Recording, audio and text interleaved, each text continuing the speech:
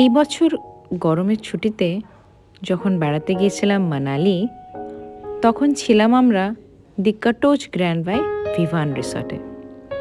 রিসর্টটা ভীষণ বড়, spacious, quick responsive service staff, clean. তবে সব থেকে বড় মেজর অ্যাডভান্টেজ হলো লোকেশন।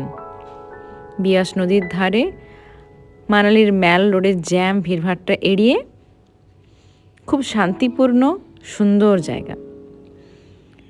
হোটেলটা 3 তলা, প্রত্যেকটা ফ্লোর থেকে ভিউ তো আমি দেখাবই।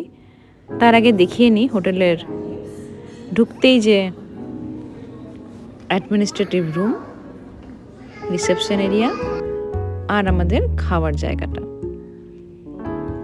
সকাল সকাল ব্রেকফাস্ট করার সময় প্রথমে তো আমার ভিউ দেখেই পেট ভরে গেছিল। চলো সবার সাথে আগে ভিউটা ভাগ করে নিই। হ্যাঁ, ব্রেকফাস্ট তো ভাগ করতে পারবো না, বাট ভিউটা অবশ্যই তোমাদের দেখাতে পারবো। বাঁ দিকে উঁচু পাহাড়, ওইদিকে রিভার, রাস্তা দিয়ে কিচ্ছু আওয়াজ আসছে না, কারণ মেন রোড থেকে অনেকটাই ভেতরে। আর সুন্দর নিচে রিভারের সাইডে বসার জায়গা করা আছে, যেটা আমরা খাবারের পরে দেখতে যাব। রিসেপশন এরিয়া থেকে ভিউটা ঠিক কেমন দেখায় চলো দেখে নিই আগে।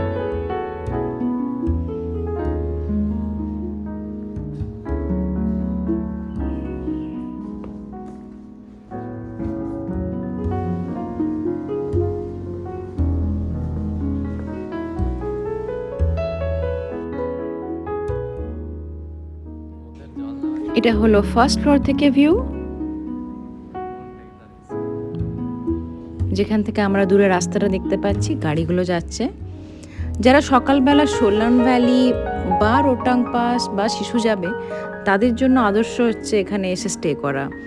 তাতে পরের দিন সকালবেলার জ্যামটা ইজিলি অ্যাভয়েড করা সম্ভব। আর আমরাও যেহেতু শিশু যেতাম, তাই আমাদের জন্য এখানে থাকাটা ছিল বেস্ট চয়েস। আর এখান থেকে ভিউটা দেখো, সারাদিন বোধহয় পার করে দেওয়া যায় এরকম দেখতে দেখতে। এই ভিউটা হলো সেকেন্ড ফ্লোর থেকে ভিউ, আর একটু উঁচু থেকে আরোই অপূর্ব লাগছে।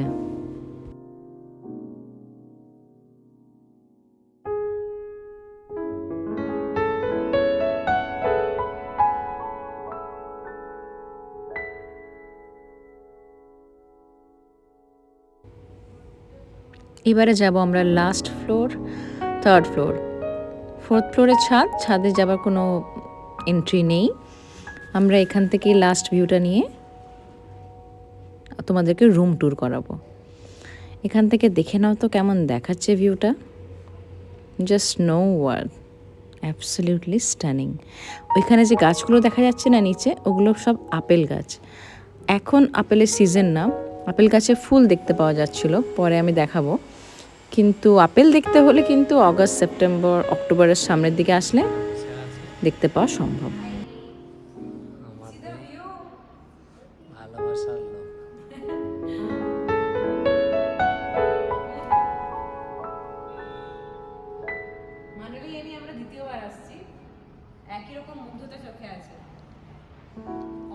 একবার পিকুকে ছাড়া, এবার পিকুকে নিয়ে।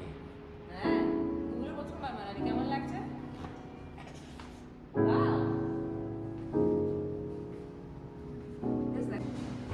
এবার চলো তোমাদেরকে রুম ট্যুরটা করিয়ে দিই।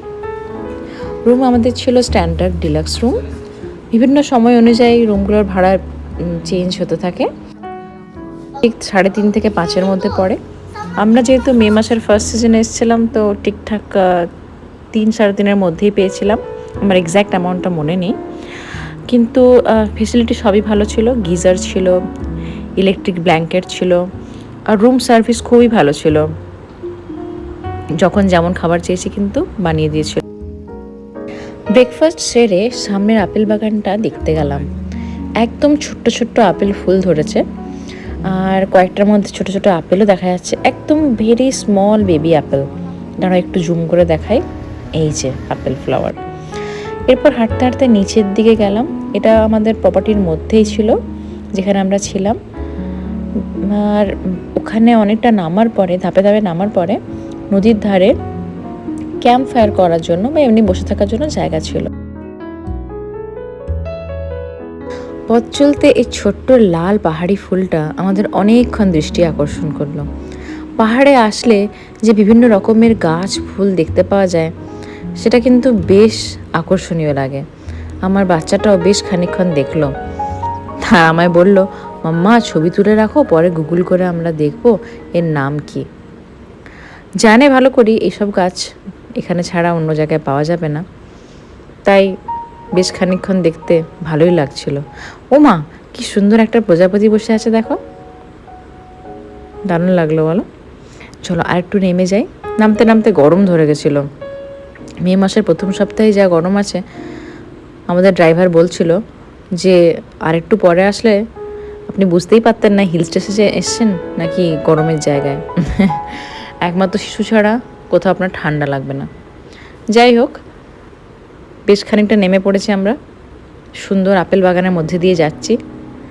অসাধারণ ফিলিং হচ্ছে, সবুজের মাঝে সুন্দর প্রকৃতি। কয়েকটা ছবিও নিলাম।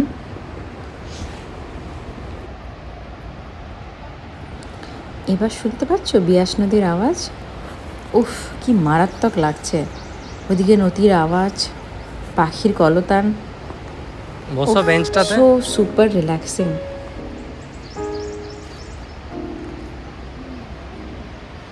ওফ, চার্মিং ভিউ।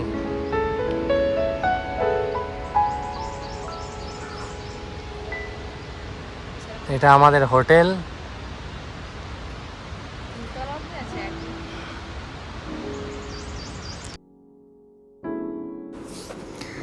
চারপাশের প্রকৃতি এত অপূর্ব ছিল, দেখতে দেখতে কখন যে সময় হয়ে গেল বুঝতেই পারলাম না। এবার আমাদের যেতে হবে শিশু। পাহাড়ে আসার এটাই একটা মজা, কোনো একটা পার্টিকুলার ট্যুরিস্ট স্পট খালি ট্যুরিস্ট স্পট হয় না। যখন থেকে পাহাড়ে পা রাখি তখন থেকেই চারপাশটা দেখার মতো মনে হয়, আর সেইটা নিয়ে বারবার ছুটে আসতে ইচ্ছে করে পাহাড়ের কোলে। আজকের এই ছোট্ট ভিডিও আমি এখানেই শেষ করলাম। সকলে ভালো থেকো। পরবর্তী হোটেলগুলো নিয়েও ছোটো ছোটো ভিডিও বানিয়ে শেয়ার করব। Till then, thank you for watching and bye by.